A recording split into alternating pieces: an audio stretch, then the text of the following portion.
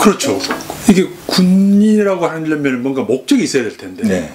군인의 목적이라는 건 1차적으로 국가 방위잖아요. 그렇죠. 국가 방위를 하려면은 누구로부터 국가를 방위를 할 것인가. 네. 이것도 분명히 해야 되잖아요. 네. 근데 요즘 좀 논란이 있어요. 네. 이제 주적 개념 있잖아요. 네. 주적 개념을 정부에서는 없앤다고 하고 있고, 네. 근데 좀 반신반의해요. 네. 야, 이거 북한하고 이렇게 이제 평화 관계로 가는 마당에 네. 주적 개념을 써서 이게 오히려 상대를 자극하는 거 아니냐. 그런 걸 없애야 된다라고 생각하면서 뭐 그것도 일리가 있다. 네. 또 한편으로는 다른 데는 몰라도 군인은 민간인은 그렇게 생각하더라도 군인들은 항상 그렇게 뭔가 대비태세를 해야 되는 거 아니냐. 네. 이렇게 얘기도 있어요. 솔직히 저도 좀 헷갈립니다. 어떻게 봐야 됩니까? 이거는? 참 가장 일반적이면서도 가장 핵심적인 내용이 다 있다고 봅니다. 네. 우리 국가와 사회를 위협하는 모든 것이 적이다 라는 개념을 지금 우리가 가겠다고 하는 것이고, 주적이라는 것은 결국은 우리 국가와 사회를 위협하는 모든 존재가 적이 된다라는 그런 개념인데요. 쉽게 말하면 참 이게 쉽지만 어려운 내용입니다. 모두가 적이라면 주적이 아니지요. 그렇죠. 모두가 적이죠. 네. 네. 우리가 축구 시합을 하더라도 네.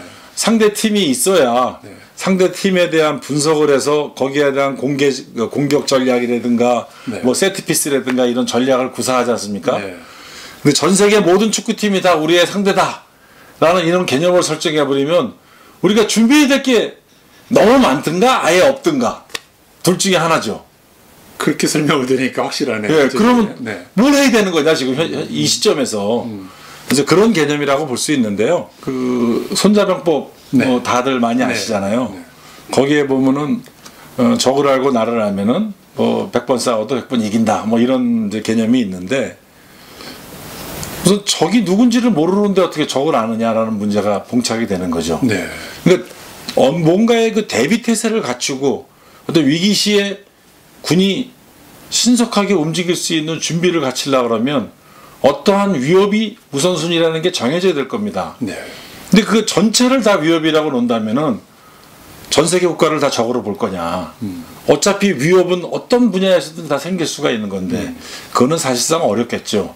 그래서 우리가 꼭 이름을 주적이라고 붙이지 않더라도 우리가 어떤 메인 위협, 가장 당면하고 가장 현실적인 위협을 어떻게 그 위협에 우리가 대응할 것이냐, 어떻게 준비할 것이냐, 거기에 따라서 어떻게 정신 자세를 가지고 대비태세를 유지할 것이냐, 이 문제에 포커스를 맞춰야 된다고 보는 그러니까 거죠. 주적이라는 말에는 왠지 지금 막 바로 전쟁을 해야 될 상대로만 이렇게 우리가 선입견을 가지니까 네. 아마 시대에 맞게 조금 표현을 네. 조정을 하더라도 네. 그런 의미의 그 주적의 대상은 필요하다는 거죠. 그렇죠.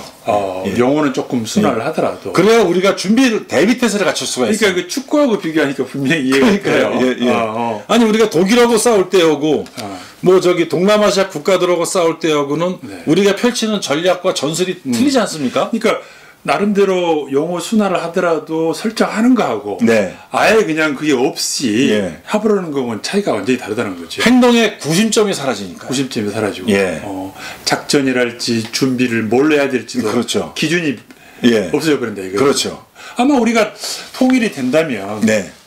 아마 그때는 또 주적이 됐든 주 대상이 네. 중국이 될 수도 있고 예. 뭐 다른 나라가 될 수도 있고 네, 네. 그럴 수 있겠네요. 예. 네. 그래서 주적이라는 용어가 그렇게 부담스러우면은 네. 영어로 치면 메인 스레트, 주 위협이 뭐냐? 스트레트. 네, 현실적으로 우리한테 가장 위협이 되는 위협의 우선순위는 정할 수 있다는 거죠. 네. 네. 그 우선순위에 맞게 우리 군이 네. 그 위협에 대항하고 네. 위협을 제거할 수 있는 능력과 네. 이걸 키워나가야 된다는 거죠. 알겠습니다. 그 축구하고 비교하니까 다 이해할 것 같아요. 예. 그게 꼭 공격적이고 남을 해치려고 하는 개념이 아니고 네. 우리가 준비 태세를 보다 확실하게 하기 위한 그렇죠. 대상 설정을 통해서 예. 그래야 작전 개념이나 우리 훈련 태세가 그렇죠. 좀 더 예. 실질적이 된다. 네. 이런 거게 되고 그렇습니다. 이렇게 간단하게 쉽게 얘기해 줄 수 있는 그 전문가들만 하는 얘기인 줄 알았어요. 예. 그 지금 이제 많은 분들이 걱정을 하시잖아요. 네. 남북 평화로 한반도 문제가 풀어가는 걸 싫어할 사람은 없습니다. 그렇죠. 하지만 네. 또 동시에 통일이 되는 그날까지는 네. 우리가 우리 국방에 걱정 요소가 있어서는 안 된다. 네. 그러니까 또 군대로서도 조금 딜레마일 것 같아요. 네. 그런 평화적인 무드와 네. 그러면서도 군인의 본인의 역할을 다 해야 되는 네. 이런 시대적 상황에서 정말 우리 그 군대가 나아갈 방향이라고 그럴까? 네. 또 어떤 생각, 어떤 가치, 어떤 태도를 가져야 될지 네. 한번 좀 말씀 좀 해주시죠. 네. 어떤 면에서 민주주의를 가장 정치 체제로 제대로 시작한 나라가 미국이라는 얘기를 합니다. 대통령이라는 시스템을 제일 먼저 만든 나라가 미국이죠. 미국 군대가 항상 폄하하는 내용이 과연 미국 군인들은 어디에 충성을 다하느냐라고 질문했을 때 100이면 100사람이 미국 군대는 미국의 헌법적 가치를 수호하기 위해 존재한다라는 얘기를 합니다. 미국 군대의 목적은 미국의 헌법, 컨스티튜션이라고 합니다. 그 헌법적 가치를 수호하는 것이 진정한 미국 군대의 모습이다라고 얘기를 하는 거죠. 그리고 그 안에 미국 군대는 자기들이 그 헌법적 가치를 수호하기 위한 자기들의 사상과 행동적 개념을 미국군의 핵심 가치, 명예, 용기 또는 의무 또는 헌신 네. 이런 것들을 두는 것이죠. 그럼 과연 우리나라의 군대가 왜 존재하느냐? 저는 마찬가지라고 봅니다. 민주주의 국가에서 모든 국가라는 공동체를 이루는 가장 근본이 되는 것은 헌법입니다. 그 헌법이 가지고 있는 그 가치, 그 소중한 가치가 존중되어야 되고 그 소중한 가치가 지켜져야 되는 것입니다. 대한민국이 통일이 되어야 됩니다. 통일이 되더라도 우리가 지향하고 있는 기본적인 헌법적 가치는 유지되어야 됩니다. 그 유지, 헌법적 가치, 바로 자유민주주의 세상입니다. 이 헌법적 가치를 수호하기 위해서 강한 군대가 필요한 것입니다. 우리 군대가 이제 옛날에는 정치 개입을 해서 이제 민주화되면서 사실은 거의 이제 군의 정치 개입은 없어지고 네. 그것만으로도 이제 군대가 크게 변화 발전했다라고 네. 하는데 이제 그거는 정치 개입을 안 한다고 하는 측면이지. 네. 네. 진짜 군인이 추구해야 할 가치, 네. 그 명분, 네. 이거는 사실 별로 얘기를 안 했어요. 네. 그런데 말씀해 주신 대로 군이 지금 정치에 개입하냐 안 하느냐가 문제가 아니고 네. 사실은 그 헌법적 가치를 지키는 게 본래 목적이다. 네. 그러니까 자유민주적 가치를 제대로 지킨다면은 그 정신 안에 이미 군이 정치 개입을 해서도 안 되는 그렇죠. 것도 포함이 돼 있잖아요. 그렇습니다. 네. 그래서 이제 대부분 이게 민주주의 국가, 그다음에 이제 국민 개병제에 있는 국가에서의 군대는 네. 당연히 정치에 개입을 해서는 안 됩니다. 왜? 군대는 그 헌법적 가치를 지키기 위한 수단이지 이게 목적으로 사용되는 게 아닙니다. 그러니까 정치의 도구화라든가 정치적인 개입 자체는 군에서는 기본적으로 가져서는 안 되는 겁니다. 단지 국가가 지향하는 그 국가의 헌법적 가치를 지키는 하나의 수단으로서 군이 이용되는 것이죠. 우리 헌법적 가치는 자유민주주의. 그렇죠. 예. 잠깐만 생각나는 게 예. 이 대한민국 헌법의 탄생, 네네. 제한헌법 과정을 예. 시킨 것 같고 예. 이게는 지금 페더러스트 페이퍼라는 게 예. 미국 헌법에 만들어진 과정에 예. 여러 그 당시 사상가들이 정치가들의 그 페이퍼거든요. 예. 우리 한국의 헌법적 가치라면 자유민주주의는 분명한데 네. 그렇게 놓고 보면 이 우리 군대가 북한을 보는 관점도 달라질 것 같아요. 네. 다시 말해서 그 통일 문제가 됐든 국가 안보가 됐든 헌법적 가치라면 자유민주적 가치를 그렇죠. 지키고 네.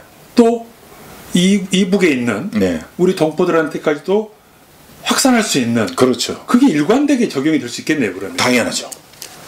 그러니까 뭐 국내용, 대외용 따로 있는 게 아니라. 그렇습니다. 예. 그러니까 북한이 우리가 지향하고 있는 자유민주주의적 가치를 네. 인정하고 그 인정된 가운데서 하나의 대한민국으로 네. 발전할 수 있어야 되는 거죠. 그러면 북한 쪽도 자유민주적 가치에 근접해 올수록 네. 우리하고 더 가까워질 수 있는 거죠. 그렇죠. 그게 멀어지면은 점점 더 우리의 적이 되는 것이고 멀어지는 것이죠. 예, 그렇죠. 그리고 내부로도 자유민주적 가치를 침해하는, 네. 그걸 위협하는 세력들에 그렇죠. 대해서도 예. 지켜야 되고. 그럼요. 안과 밖에. 네. 그러면 정말 진짜 숨이 일관할 것 같아요. 그렇습니다. 군의 존재 자체가 굉장히 무게중심을 잡아주는 거군요. 그렇죠. 네. 그래서 실제로 그런 얘기가 있습니다. 우리도 법적으로 되어 있는 것 중에 하나가 상관으로부터의 부당한 명령은 거부할 수 있다. 라고 이제 그런 규절이 있는데 상관이 내린 명령이 부당한지 아닌지를 누가 판단할 수 있겠습니까? 그렇죠. 근거가 모호하죠. 그렇죠. 네. 당신이 내린 명령이 나는 부당하다고 판단합니다. 그건 있을 수가 없죠. 군대 조직에서. 그래서 미국의 예를 쭉 보니까 미국의 예는 분명한 게 상관의 부당한 명령이라는 것은 헌법적 가치와 자기 조직의 가치에 위반되는 명령이 부당한 명령이라고 규정이 되어 있습니다. 기준이 분명하고. 기준이. 네. 그 가치에 부합되는 명령. 뭐 민간인을 학살해라. 미국에 가지고 있는 자유민주주의적 헌법적 사상에는 그게 안 맞습니다. 네. 그러면 나는 그 헌법적 가치를 수행해야 되는 하나의 군인으로서 그 명령을 따를 수 없다. 이렇게 나올 수 있는 거죠. 야, 그럼 논리가 정연하네요. 그렇죠. 네. 설사 대통령이 명령하더라도 네. 그게 헌법적 가치에 위반되면은 예. 부당한 걸로 거부할 수 있다는 얘기죠. 예, 거부하거나 네. 또는 그 헌법적 가치가 아니더라도 상관의 네. 그 의도된 명령과 나의 어떠한 그 판단하는 것이 서로 상충이 될 때 네. 과감하게 그만두는 거죠. 뭐 그런 걸 메티스처럼. 예.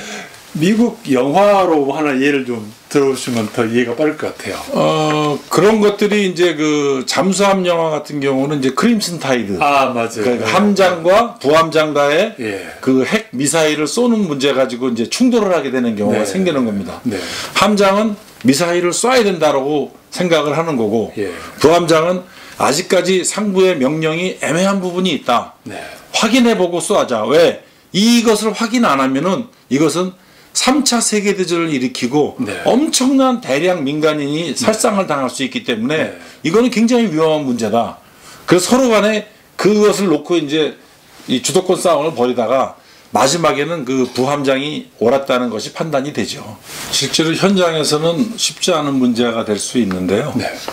그 지휘관의 그 명령을 부하들이 수행함에 있어서 네. 그 판단을 한다는 것이 굉장히 어렵습니다. 그래서 그 크림슨 타이드라는 그 영화에서도 거기에 이제 포커스를 맞춘 것이죠. 네. 그런데 그 함장이 미사일을 쏘고자 했을 때 좀 더 부족한 판단 근거를 가지고 네. 밀어붙이는 거에 대해서 좀 더 신중을 기해서 정확성을 가하자는 그 부하들과의 충돌이 생기는 거였습니다. 근데 결국 결론에 의해서는 부하들의 의견이 맞았죠. 그러나 그것은 부하들이 그 명령을 거부할 수 있었던 이유는 그 한 번의 결정이 엄청난 재앙을 초래하고 미국이 국가가 지향하는 근본적인 가치에 훼손을 줄 수 있기 때문에 그걸 근거로 그 명령을 거부할 수 있었던 겁니다. 그렇군요.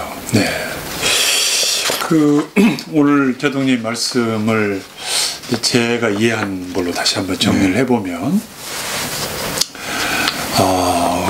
군대는 일단 강해야 된다. 네.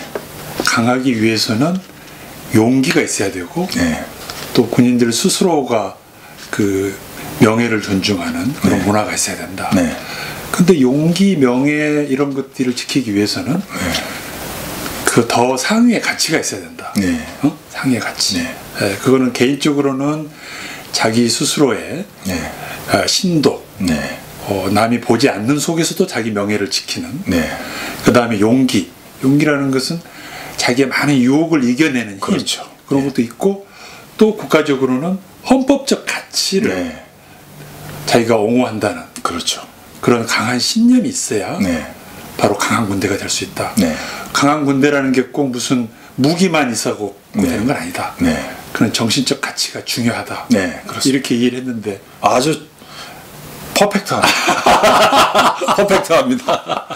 솔직히 그래요. 지금 북한의 핵 문제가 네. 굉장히 안보 위협으로 지금 거론되고 있고 생각합니다만은 아는 분들은요, 북한의 핵보다 더 위험하고 위협이 되는 게 우리 혹시 군대가 너무 무력화되는 건 아니냐, 동감합니다. 이런 것들이 걱정을 많이 하세요. 그렇습니다. 그런 면에서 오늘 제동님 말씀은 북한의 핵을 걱정하기 전에 네. 우리 내부에 네. 군인들 각자의 네. 또 우리 국민들이 군인을 보는 관점에 네. 또 정치인들이 군인을 보는 대안은 이런 것들부터 바뀌어야 된다. 네. 이런 얘기가 말씀 같습니다. 그렇습니다. 저는 이제 가끔씩 제가 이런 비유를 합니다. 네. 군대는 뭐냐? 저는 군대는 칼이다. 칼이다. 네. 이 칼은 쓰이는 용도에 따라서 소를 잡는 데 쓰일 수도 있고 과일을 깎는 데도 쓸 수 있고 이것이 적을 퇴치하는 데도 쓸 수 있고 네. 또 자살하는 데도 쓸 수가 있습니다. 그렇죠. 군대는 칼입니다. 이 칼을 쥔 사람은 정치인이고 정권자입니다. 네. 그 사람들이 필요에 따라서 이 칼은 쓰임새를 달리하는 것이죠. 그런데 어떤 쓰임새로 쓰이든지 간에 칼은 항상 날이 서 있어야 되고 예리해야 됩니다. 칼의 기능을 잃어서는 안 됩니다. 그래서 이 칼은 항상 준비가 돼 있어야 됩니다. 네. 과일을 썰든 고기를 썰든 네. 날카롭지 않으면 안 됩니다. 그래서 우리가 군에서 말하는 기강을 얘기합니다. 기강의 한자어가요, 기자가 별을 기, 강자가 별을 강입니다. 기강은 전부 다 나를 세우는 벼르다, 여기에서 나온 말입니다. 그렇군요. 그렇습니다. 그래서 네. 군이 진정한 국가의 위기 시에 유용한 칼로 쓰이려면 항상 이 칼날은 갈아져 있어야 됩니다. 그게 올바른 정신자세, 그 다음에 강인한 훈련을 통해서 능력이 배양되어야 되는 것이죠. 네. 야, 정말 우리 정치인들 뿐만이 아니라 우리 국민들도 오늘 제동님 말씀을 듣고 정말로 진짜 명예가 뭔지, 네. 진짜 용기가 뭔지, 네. 또 요즘 논란이 되고 있는 주적이라는 게 네. 우리가 어떻게 판단해야 될지, 또 우리가 무명용사, 네. 또 이런 게 어떤 의미가 있는지 네. 참 많은 생각을 하게 합니다. 네.